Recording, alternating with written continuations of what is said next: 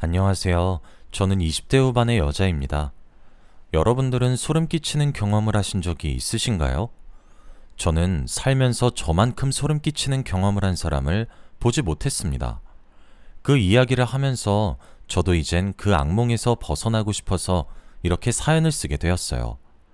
제 이야기를 들으시고 모든 분들이 항상 경각심을 가지고 사셨으면 좋겠네요. 작년 어느 한 남자로 인해 저희 자매 인생이 송두리째 흔들린 일이 있었습니다. 제게는 한 살 어린 여동생이 한 명 있어요. 나이 터울이 한 살밖에 차이가 나지 않아서 그런 것인지 저와 여동생이 함께 다니면 주위에서 정말 똑같이 생겼다는 이야기를 들어요.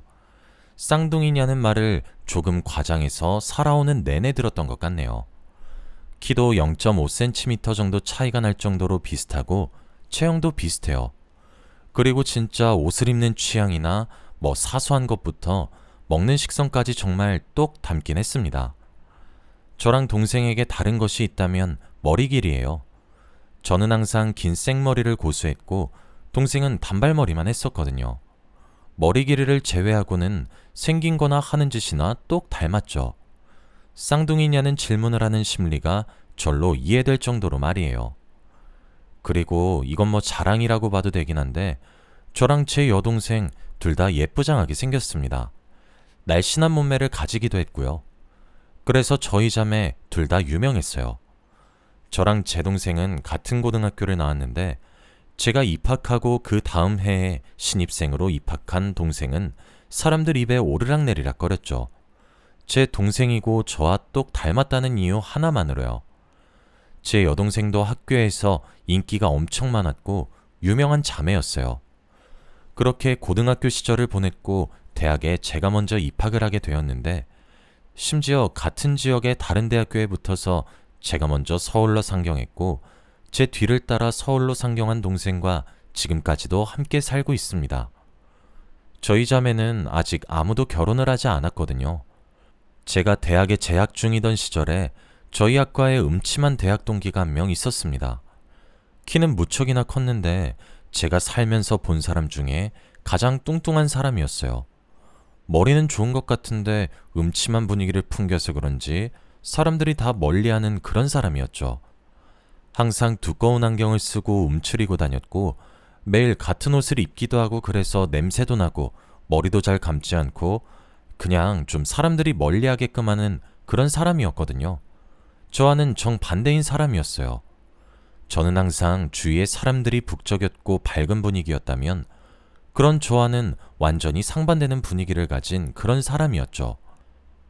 제가 그때 착한 척이 하고 싶었던 것인지 오지랖이라는 병이 도진 거였는지 사람들의 입에 오르락내리락거리며 욕 들어먹고 지내는 게가 불쌍하게 느껴지더라고요. 그래서 조금 챙겨줬습니다. 그런데 그게 정말 그럴 수밖에 없었던 것이 MT처럼 단합을 목표로 1박 2일 이렇게 숙소를 잡아서 자고 오는 행사들이 대학교엔 참 많잖아요. 그런 자리에 그 아이는 매번 출석을 해요. 하지만 저희 학과 사람들이 다 피하니 제대로 놀기를 하겠습니까? 먹기를 하겠습니까? 이야기를 나누거나 추억을 쌓거나 그럴 수 없잖아요. 동기들끼리는 새벽 늦게까지도 부어라 마셔라 하며 한창 활기차게 노는데 구석의 벽에 앉아서 멀뚱멀뚱 바라보기만 하거나 아니면 먼저 방에 들어가서 잠을 자버리거나 그렇게 행동하더군요. 그러면서 매번 그런 자리마다 꼭 참여는 합니다. 개강하고 종강할 때마다 열리는 총회에도 제일 먼저 술집에 도착해 있고 그러는 애였어요. 그런데 그런 쓸쓸한 모습이 눈에 좀 밟히더군요. 술 먹는 자리에 꼬박꼬박 나오는데 어울리고 싶어하는 것이 눈에 보이는데 아무도 끼워주지 않으니 불쌍하다고 동정어린 생각을 가지고 있었던 것 같습니다. 그래서 그런 자리에서 제가 그 아이를 몇 번 챙겨줬습니다. 그렇다고 별스럽고 유난 떤 것이 아니라 정말 사소한 챙김이었어요. 술 게임을 하고 있을 때 제 옆자리에 불러 앉힌다거나 뭐 그런 식으로 말이에요. 이 안주 맛있다고 몇 마디 말을 걸어주거나 먼저 인사를 해주거나 진짜 그런 사소한 행동이었습니다. 그런데 저의 그런 행동들 덕에 그 아이는 저를 좋아하게 되었더라고요. 정상적인 방법이 아니라 아주 비정상적인 방법으로 말이에요. 언젠가부터 제가 가는 곳마다 그 아이가 나타나는 것 같았습니다. 저는 타지인 서울에서 대학교를 다녔기 때문에 자취를 했는데 저희 동네 근처에서 자주 보였어요. 자기도 근처에 산다고 얘기를 하면서 자신의 집을 가리켰는데 그 집이 제가 살고 있는 오피스텔의 바로 맞은편에 위치해 있었습니다. 처음엔 신기한 우연이라고 생각했고 종종 만나자고 하며 웃으면서 받아들였어요. 수업이 끝나고 종종 같이 귀가하고는 했죠. 그때까지도 별 의심은 품지 못했어요. 그냥 동네 친구가 생겼다 뭐 그 정도였죠. 그런데 뭔가 조금 이상한 느낌이 점점 들기 시작했어요. 자꾸 어딜 가든 마주치는 것 같다고 해야 하나? 기다렸다는 듯 마주치기 시작하니까 좀 의아하다고 생각했죠. 그런데 그건 제 착각이 아니었습니다. 그 아이는 저를 스토킹하고 있었어요. 제가 모르는 사이에 말이에요. 제가 알게 된 경위는 학교에서 일어난 싸움 때문이었습니다. 대학 생활을 새내기답게 즐기고 있었습니다. 과방에 가기 위해 동기 몇몇과 함께 복도를 거닐고 있는데 뒤에서 우당탕탕 소리가 들리더군요. 그때 저는 같은 과 동기랑 연애를 하고 있는 중이었어요. 캠퍼스 커플이었죠. 우당탕탕하며 들린 그 소리는 제 남자친구가 그 아이에게 주먹을 날렸고 맞은 주먹에 균형을 잃은 그 아이가 휘청거리다 넘어지는 소리였습니다. 제 남자친구 저희 과에서 제일 잘생겼고 키도 크고 정말 훈훈한 피지컬을 가졌어요. 그 아이보다도 키가 컸죠. 몸집은 그 아이가 더 거구였지만요. 그렇게 외적으로도 완벽한 아이였는데 저한테 매번 다정하고 따뜻하게 대해줘서 주위에서 부러움도 종종 사게 만들어주는 그런 다정다감한 남자친구였는데 그런 남자친구가 정말 욕이란 욕은 다 하면서 그 아이에게 주먹을 휘두르더라고요. 저는 깜짝 놀라서 얼른 달려가 남자친구를 말리면서 왜 그러냐고 했어요. 남자친구는 흥분을 가라앉히지도 않은 채 경찰에 신고하더군요. 그리고 그 틈에 그 아이가 도망을 가려고 했는데 남자친구가 바닥에 깔아 뭉개고 그 위에 앉아서 포박하듯 도망도 못 치게 하더군요. 저는 영문도 몰랐지만 무섭게 화를 내는 남자친구가 오히려 무섭게 느껴졌어요. 남자친구는 저 멀리 날아간 그 아이의 휴대폰을 집어오라고 했고 전 시키는 대로 했어요. 저희 과가 있는 층이라 그런지 선배들 동기들 너나 할 것 없이 복도로 나와 구경하고 말리고 있더군요. 그 사이 경찰이 도착했고 남자친구는 순순히 그 아이를 풀어주었습니다. 그런데 경찰에 제 남자친구를 고발하듯 행동할 거라고 생각했는데 묵비권을 행사하더군요. 남자친구는 당장 휴대폰 비밀번호를 풀라고 종용했습니다. 저를 보호하듯 뒤로 숨기면서 말이에요. 그러면서 경찰에게 저를 몰래 촬영하는 것을 목격했다고 얘기를 하더군요. 저는 깜짝 놀랐습니다. 아니, 그 자리에 있는 모두가 깜짝 놀랐죠. 그런데 하얗게 질린 채로 끝까지 거부를 하더라고요. 함께 온 여경찰이 이러면 서로 연행해 가는 수가 있다며 으름장을 놓으니 어거지로 휴대폰 비밀번호를 풀더라고요. 거의 울먹이듯 훌쩍이면서 말이에요. 그리고 휴대폰 안엔 정말 끔찍한 것들이 담겨 있었습니다.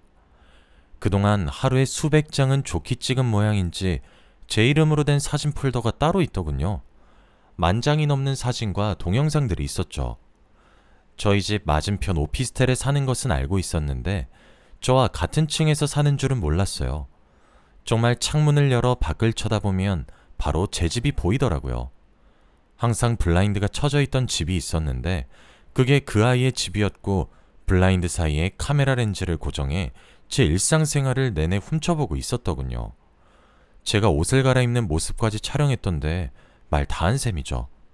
그뿐만이 아니라 제가 오고 가는 등하굣길, 도서관에서 공부하는 모습, 동아리에서 노는 모습, 거기 있는 모든 사진과 동영상들이 제가 모르는 사이에 찍힌 거였습니다.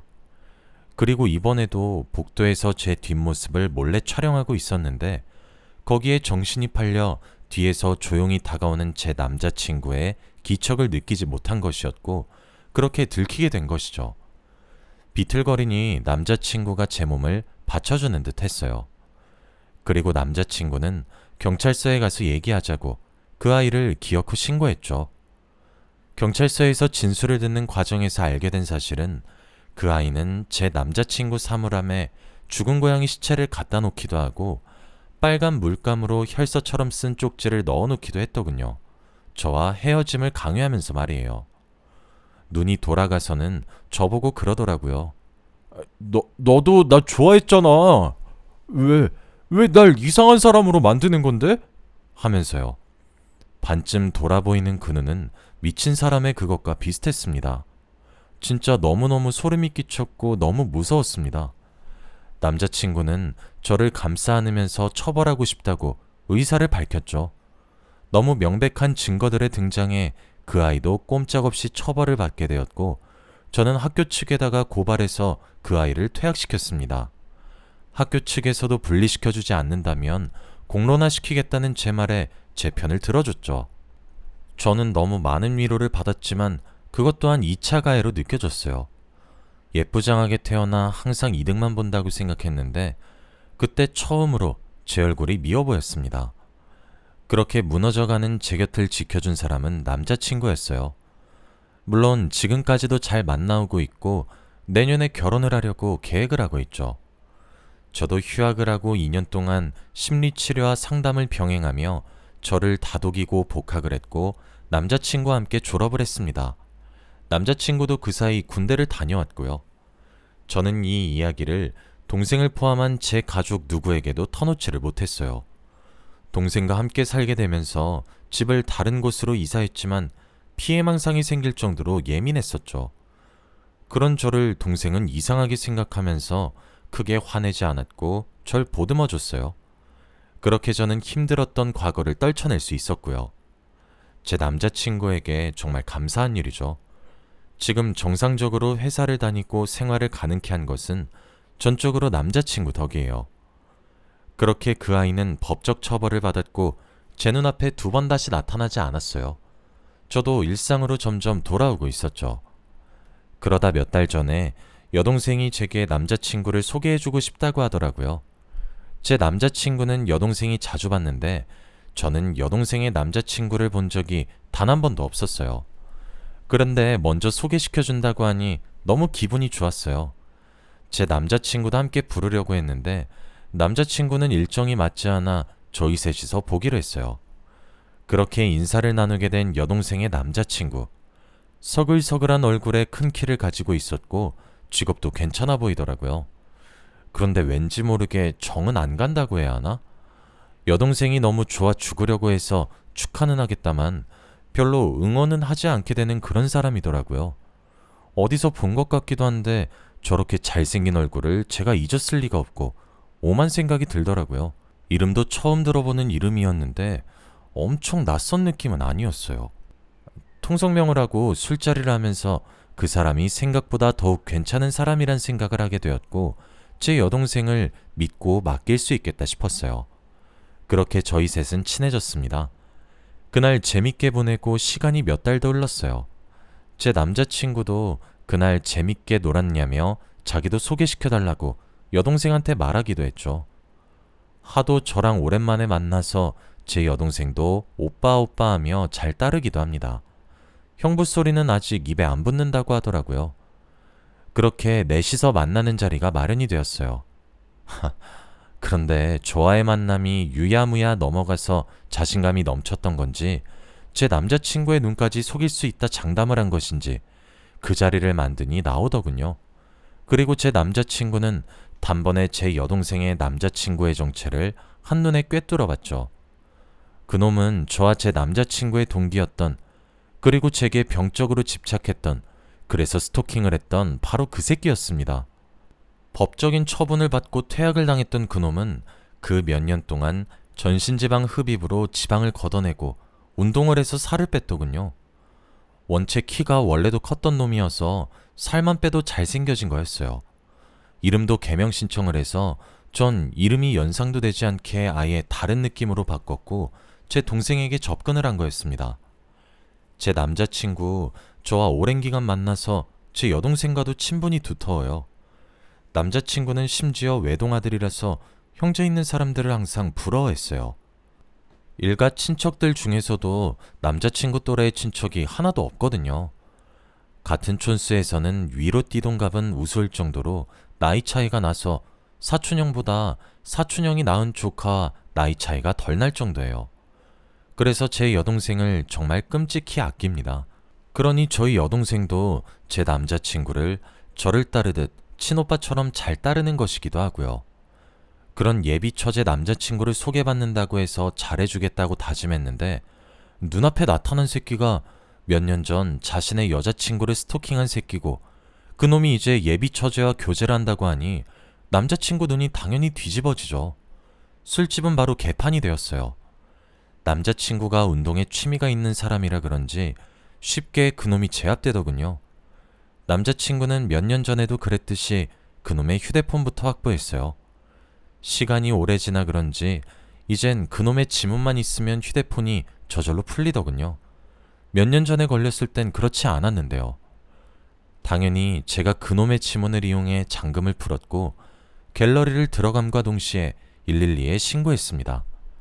눈 깜짝할 새에 모든 일이 벌어져서 여동생은 너무 놀라 몸이 굳어있더군요. 아니나 다를까 그렇게 열어본 갤러리에는 이젠 제 사진이 아닌 제 여동생 사진이 들어있었습니다.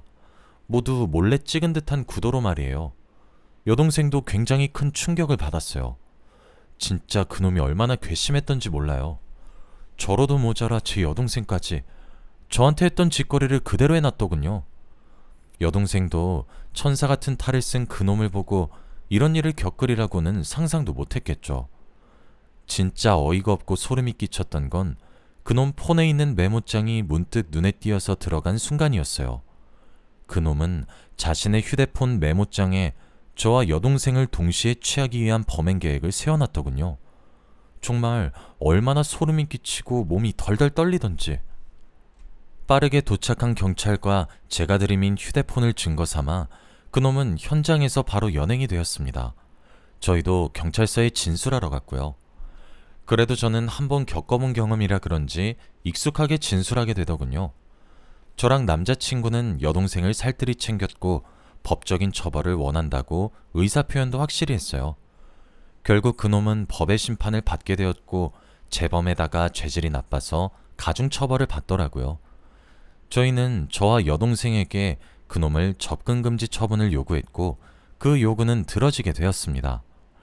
여동생은 그 이후로 넋이 나갔어요. 많이 좋아했으니 얼마나 상처가 컸을지 가늠조차 되질 않네요. 여동생은 이번 일을 겪으면서 오래전 제가 겪은 일이 있었다는 사실도 알게 되었고 그렇게 모든 것을 어쩔 수 없이 깨닫게 되었습니다. 그리고 제가 그랬던 것처럼 동생도 무너져 내렸어요. 당해본 사람이 제일 잘 알죠. 정신이 무너지는 그 느낌을 말이에요. 제게는 남자친구가 버팀목이 되어주었는데 제 여동생은 믿었던 버팀목이 자신의 뒤통수를 친 격이니 저보다 더 큰 상처를 받았을 거기도 합니다. 그래서 제 남자친구와 제가 정말 살뜰히 여동생을 보살폈고 함께 병원에 데려가 심리치료를 받게 하는 등 정말 정성을 다해 보살폈고 지금 여동생은 마음을 많이 회복했습니다. 매번 어깨 살짝 위로 올라오는 단발머리를 고수하던 여동생이었는데 얼마 전 쇼컷을 하고 나타났더라고요. 그래도 마음이 많이 편안한 듯 활짝 웃어 보이는 여동생을 보니 심경의 변화가 있었구나 하며 짐작을 하고 있을 뿐이었습니다. 저와 제 남자친구가 도움이 되긴 한 모양인지 점점 상처를 털고 일어나려고 하는 모습이 기특하네요. 저는 그런데 이 일이 그렇게 흔치 않은 일이라고는 생각하지 않습니다. 어찌되었든 여자들은 남자보다 힘이 약한 존재고 범행의 타겟이 되어버리면 떨쳐내기 힘든 것은 사실이니까요. 제가 이 글을 쓴 이유는 저와 제 여동생뿐만 아니라 모든 사람들이 경각심을 가졌으면 하는 마음이 들었기 때문이에요. 맞아요. 아직 세상은 아름답고 착한 사람들도 많아요. 하지만 소수의 나쁜 사람들이 있다는 사실을 잊으면 안 될 것 같아요. 누군가가 저모르게 제 일상을 관찰당하는 기분은 무척이나 기분 나쁘고 불쾌하며 사람을 예민하게 만들죠. 저는 제 이야기를 듣고 여러분들 마음속에 경계심이 생기기만 해도 성공적이라고 생각합니다. 경계를 하는 사람과 하지 않은 사람에게 같은 일이 일어나도 대처의 속도가 달라질 테니까요. 세상은 아름답지만 여전히 살아남기엔 험해요. 착한 사람들이 많이 살고 있지만 아주 나쁜 놈 하나는 그 존재만으로도 선한 사람들의 영향력을 상쇄시키는 법이죠. 그러니 여러분들도 긴장의 끈을 놓지 않고 경계하며 삶을 조심스럽게 사셨으면 좋겠어요. 여기까지가 제 이야기였습니다. 긴 이야기 들어주셔서 감사합니다.